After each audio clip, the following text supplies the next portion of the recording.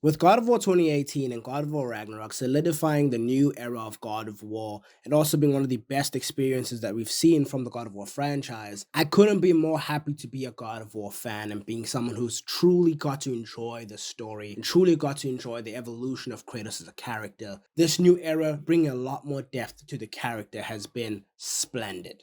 However, there is one prevailing narrative that I, for one, think is not only a misunderstanding, but a complete misinterpretation of the God of War story as a whole.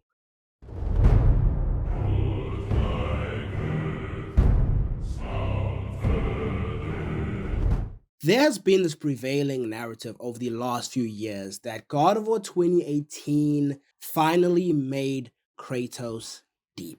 And I, for one, do not think that logic tracks. I do not like this narrative. God of War has always been a deep story. Kratos has always been a deep character. And I think a lot of people, it either is recency bias or just misremembering the facts, because God of War has always been a franchise that has been heavily character based and has dealt with heavy themes all throughout its run over these last few years, damn near 2 decades. God of War has always been deep. It is not only in God of War 2018 that Kratos has depth. That is not the case. I feel it's such a slap in the face because the Greek era of God of War is the reason why God of War is such a success now. This narrative is not only misleading, but I think misrepresents the franchise as a whole.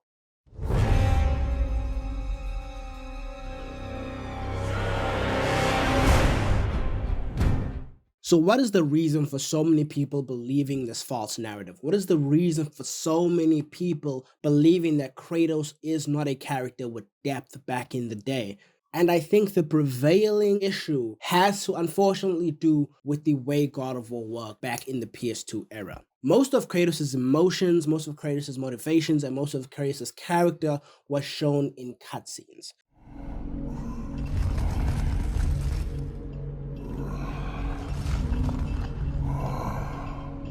Perhaps you believe the Olympians will help you.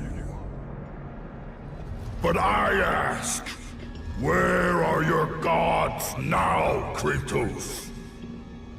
Why do they not come to your aid? I do not need the aid of the gods! But my path is now clear to me. I will serve them! And they will keep their promise to free me from my past! I ask you, Spartan, what good is the promise of an Olympian? It is all I have, Atlas! Now, the unfortunate thing with God of War is even though God of War did have a lot of cutscenes, I'm talking about God of War 1 and 2 specifically, even though they did have a lot of cutscenes, most of your time was spent swinging your blades around, bashing heads in, and completely demolishing any enemy that stood in your way. So for a lot of people, even though there was a lot of depth and a lot of character that was shown in these cutscenes, all they remember is the fighting. All they remember is Kratos being Kratos. And although they remember the story, they don't remember the emotions Kratos went through. They don't remember how all of that affected Kratos mentally and how it affected him in the story, because all they mostly remember is the gameplay side.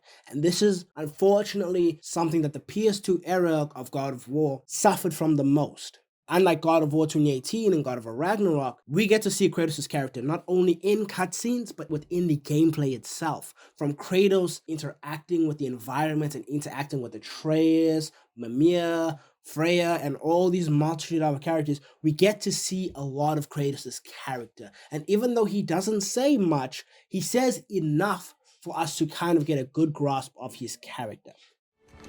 Brother,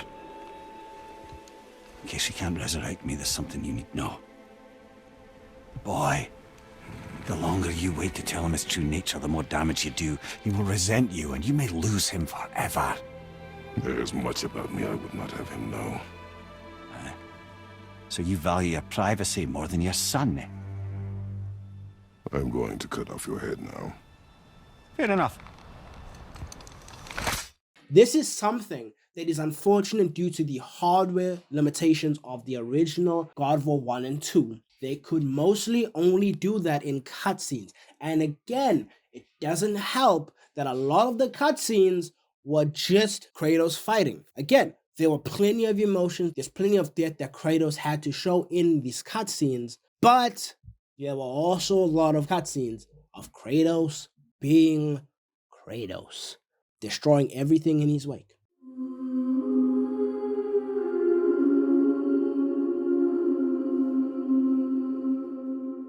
Throughout the God of War franchise, we see how Kratos deals with grief. We see the different stages that Kratos goes through, how he handles grief, how he handles mourning, and how the death of his family affects him. Kratos has not only lost most of the people in his life, whether that be by his own hand or by the hand of an enemy, Kratos has lost everyone. Throughout the God of War franchise, Kratos has lost so many people, and he loses them either because of the gods or because of the situation he was put in by the gods. For how could he forget spilling the blood of his own family? A cruel trick orchestrated by the God of War. My wife, my child, how? They were left in Sparta. You are becoming all I'd hoped you'd be, Kratos. Now, with your wife and child dead, nothing will hold you back. You'll become even stronger. You will become death itself. But as the flames consumed the temple, Kratos realized his true enemy was the god who once saved his life. The same god who had now taken everything from him. A major theme with Kratos is loss. He loses so much that it is the main motivation of Kratos throughout almost every game. Kratos lost his wife and kids. He sought redemption. He sought to remove the memories. He sought to be free of the guilt that he felt. That is his motivation for God of War 1, 2005 Kratos. Kratos has always been deep. Never mind the loss of his brother, his loss of his mother, again, by the hands of the gods. Whether that be by his own hand or by the gods themselves, it was because of the gods that he lost them. Kratos deals with so much grief, so much pain. It is the prevailing reason that he does what he does. Kratos lost so much that by the time God of War 3 came around, it was too late for his character to change.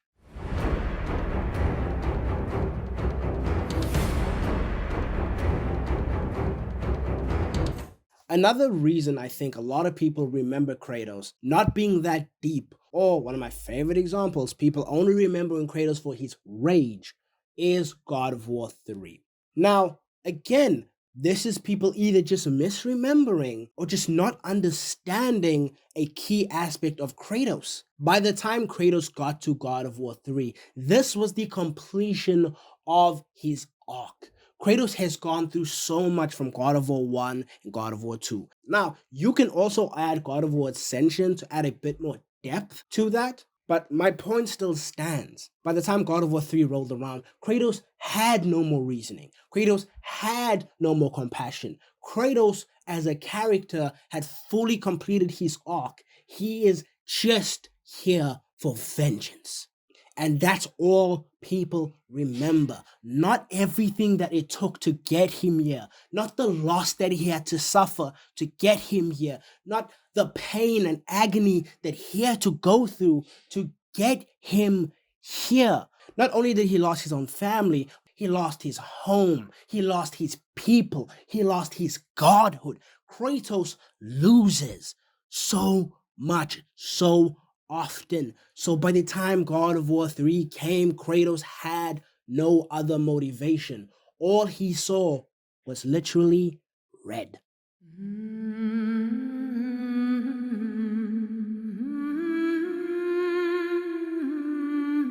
Now, even during the major revenge arc in God of War 3, Kratos still had some form of humanity still left. Granted, it wasn't much, but it was still there. And we got to see that in the form of a person, Pandora.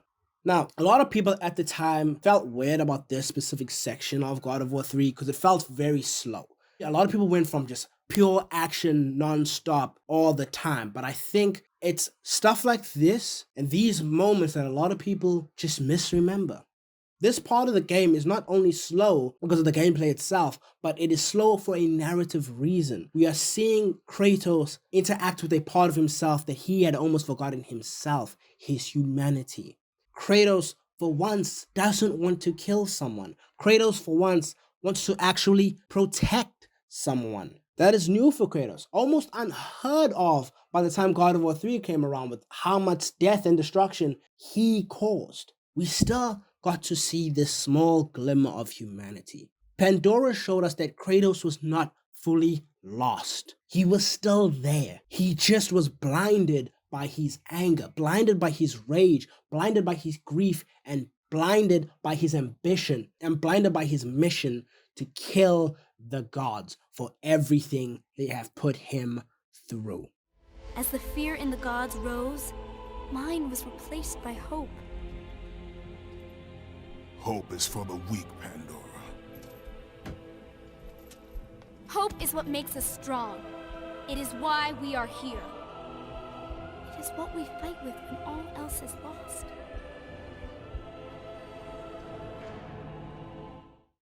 And even then, even though we still got to see a little bit of Kratos' humanity, even trying to stop Pandora from becoming the box and sacrificing herself for the greater good, Kratos still succumbed to his lesser nature. He succumbed to rage. He succumbed to anger. And even though we still got to see that there's still some humanity left, it is not enough to stop him on this path that he has laid out for himself. Get revenge on the gods.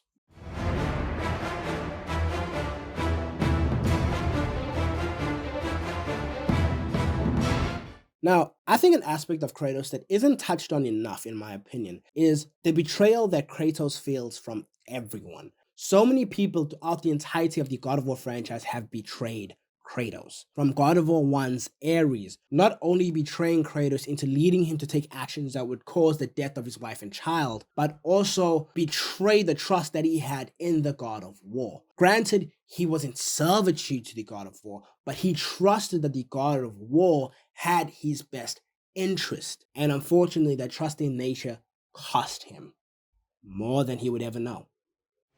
Ares!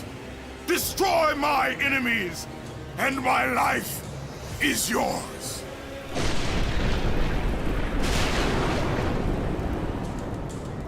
That desperate call for aid would come to haunt Kratos for all his days.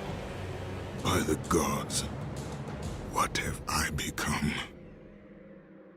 Kratos is betrayed by everyone. The gods, by the end of God of War 1, themselves betrayed him. Kratos was in servitude for the gods for 10 years after he defected from Ares. He wanted redemption. He wanted to be free of the nightmares. He wanted to finally lay this section of his life to rest. So what did he do? He did everything the gods asked. Whatever they asked of him, he did it. It didn't matter what it was. Kratos did it.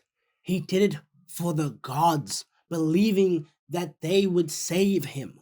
And Kratos tried, even so much so that he gave up being in the afterlife with his daughter because he believed in the gods. He believed in the gods so much so that he blindly served them, did anything they asked. It didn't matter what beast he had to slay, what mission he had to do, he did it because he believed that they would save him. And by the end of God of War 1, he came to the sad and sobering realization that he could not be saved. He was truly lost. Athena, rid me of the memories that haunt me still. You have done well, Kratos. Though we mourn the death of our brother, the gods are indebted to you. We promised your sins would be forgiven, and so they are. but we never promised to take away your nightmares. No man, no god could ever forget the terrible deeds you have done. In the end, knowing the visions of his past would never leave him, Kratos made his way to the bluffs overlooking the Aegean Sea. The gods of Olympus have abandoned me.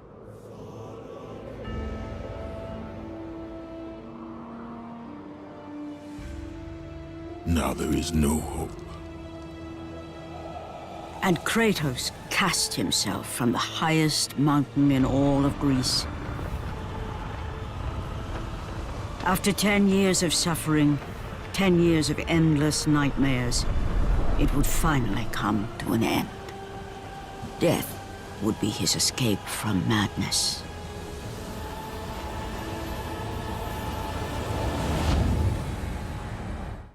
Kratos is always betrayed, not only by his closest ally Athena, but by his own father, Zeus. Zeus, believing that a prophecy foretold that Kratos, or a being like Kratos, would not only take over Olympus but would kill him, Zeus took action into his own hand and tried to not only get Kratos to submit to him, but ended up killing Kratos in the process.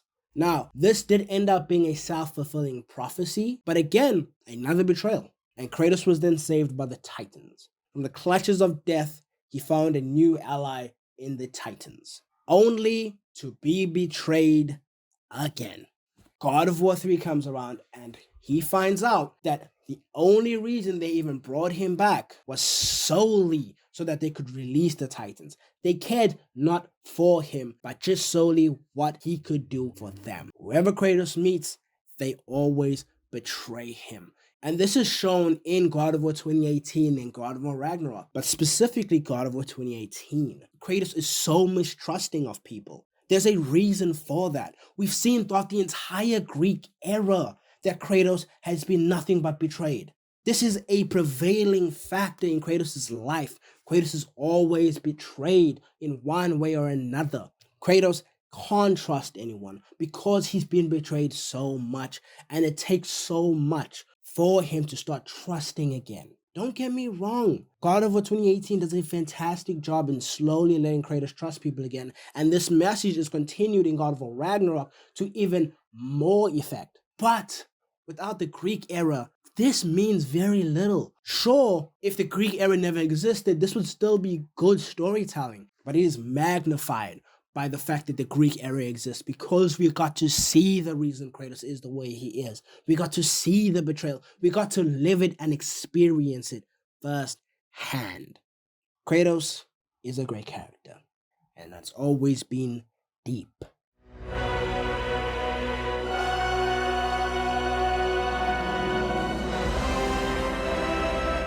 Grief, redemption, and rage are the sole motivations for Kratos. Throughout the Greek era, these three factors are always in effect for Kratos' reasoning and in Kratos' line of thought when handling other characters. Either Kratos is grieving, either Kratos is seeing some form of redemption, or either Kratos is just in some state of rage. These are the sole motivations for God of War. Some people will tell you that, oh, this just makes Kratos one note, and I don't agree. These are intense emotions to feel on a daily basis. These are heavy subjects and heavy storytelling motivations for Kratos. Kratos sacrificed so much in his life. He sacrificed his freedom for more power. He sacrificed his body in the pursuit of redemption for the gods. He sacrificed his very own humanity itself. And by the time Kratos realized that he has sacrificed so much that all he has left is rage. God of War 3 is the pinnacle of Kratos' rage. He has sacrificed so much. He has done so much. He has grieved so much. He has mourned so much. He has wallowed in self-pity so much that all he has left now is rage. Pure, unadulterated rage. What will you do, Father? You can no longer hide behind the skirts of Athena. Athena is dead because of the rage that consumes you, Kratos.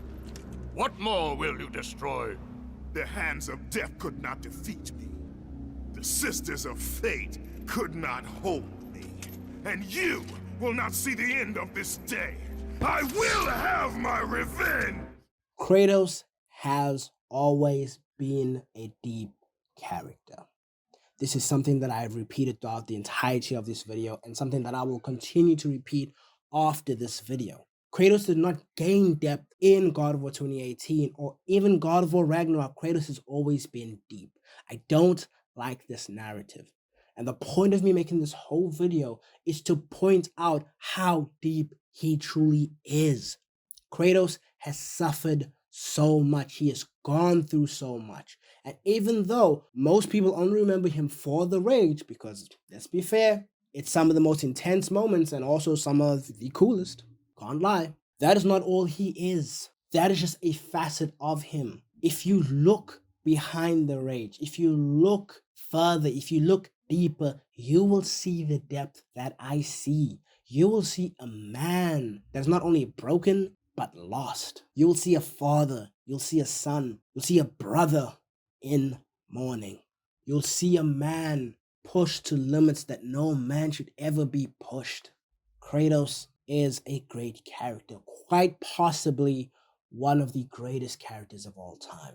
And God of War 2018 does not replace the depth that he had. No, God of War 2018 enhances the depth. We are now reaching different levels of depth. By the time God of War 2018 comes around, Kratos is in a different stage in his life. He's going through a whole new arc of not only accepting who he was, but also trying to be a better man and a better father for his son. It's a different stage. It is a different experience, and again, a different level of depth. It does not negate his previous experience, it enhances it. Kratos is not only one of the greatest video game characters, but he is one of the best characters in fiction, period. Kratos is deep. Kratos always has been deep. Is this how it always ends? Sons killing their mothers? Their fathers? No. We will be the gods we choose to be, not those who have been. Who I was is not who you will be. We must be better. Thank you for listening to this video. Seriously, thank you. This video truly does mean a lot to me. I love Kratos. He's one of my favorite characters. He's truly been around me my entire life. I love this character so much, and I wanted to share a piece of that depth and that love that I have for the character with you. So again, if you made it this far into the video, thank you so much. Thanks for listening, and thank you for giving me a portion of your time. If you agree with what I'm saying, please, I implore you, let me know what you think. I am curious. Maybe I am just biased, but I truly believe that Kratos is that great of a character. So please let me know what you think. Please also like and subscribe. Like, why not? If you like this kind of stuff, why not stay? Got quite a few more things I'd also like to talk about. Share the good word. Let other people know. Thank you so much for giving me your time. Thank you so much for allowing me to say my piece.